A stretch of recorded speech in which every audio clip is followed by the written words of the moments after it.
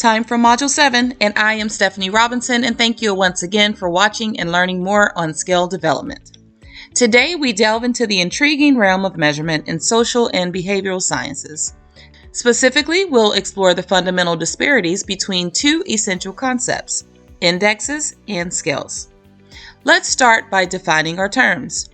The index and a scale both involve combining individual items into an aggregate score to represent a single variable. However, the distinction lies in the underlying relationship between these items. Items that share a common cause are referred to as reflective or effective indicators, forming a scale. On the other hand, items that share a common effect are termed formative or causal indicators, forming an index. An index can be categorized into two types, causal formative measures and composite formative measures. Let's begin with causal formative measures. These measures involve indicators possessing conceptual unity. In similar terms, all indicators refer to a single coherent concept. Now, let's shift our focus to composite formative measures. Unlike casual formative measures, composite measures lack a unitary concept. Instead, they comprise indicators collectively representing a global variable of interest. Let's begin with scale development, which often taps into internal aspects of the respondent, such as feelings, beliefs, judgment, values, and attitudes. These phenomena typically exist as coherent psychological entities, giving rise to specific views and actions associated with one another. While informal rules of thumb provide some guidance, they have limitations. Thus, we turn to a more formal method for a thorough evaluation. The empirical rule of thumb from our previous discussion can guide this assessment.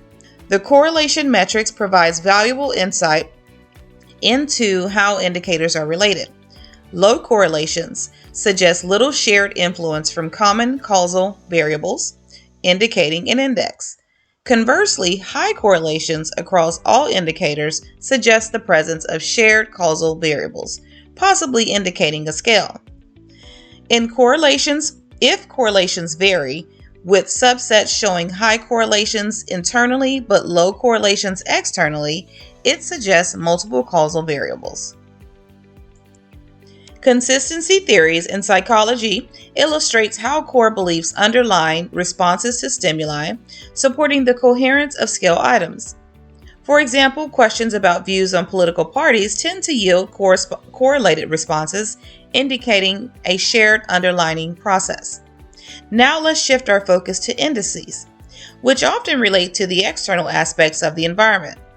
Questions about purely factual information may lack shared underlying causal concepts, resulting in less correlated responses. Items and scales are correlated with each other because they share a common cause, as observed in the discussion on internal consistency reliability.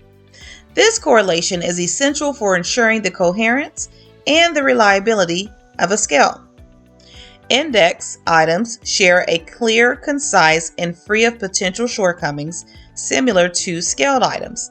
A large initial pool of items is recommended, with expert reviews to ensure alignment with the variable's boundaries.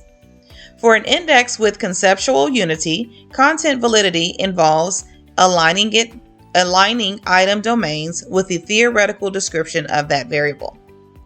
Construct validity involves assessing how well the index represents the intended construct.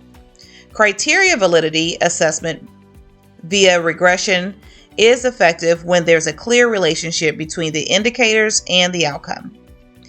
The group comparison approach compares index scores to external variables to determine their performance.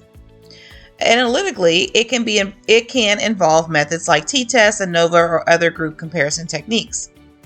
Reliability assessment for an index differs from a scale.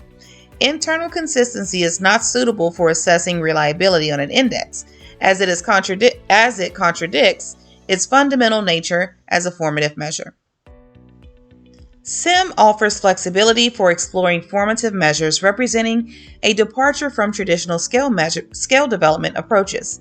It allows for examination of complex relationships among variables, accommodating multiple causal and outcome variables. SIM is a generalized approach that utilizes both structural and measurement models to represent relationships among variables. These models are depicted through equations and path diagrams, capturing the same relationship mathematically. Formative composite measures have faced significant criticism compared to their reflective counterparts.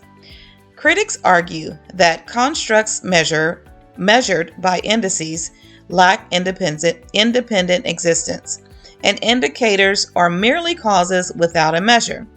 In response to this criticism, scholars propose remedies and emphasizes the importance of operationalizing variables consistently with their conceptualization. Variables should be operationalized in a manner consistent with the conceptualization, while using formative indicators may introduce additional complications. They are not insurmountable. Researchers should choose measurement perspectives based on their alignment with the research question. Thank you for watching another session of Scale Development. Stay tuned for Chapter 8 coming up next.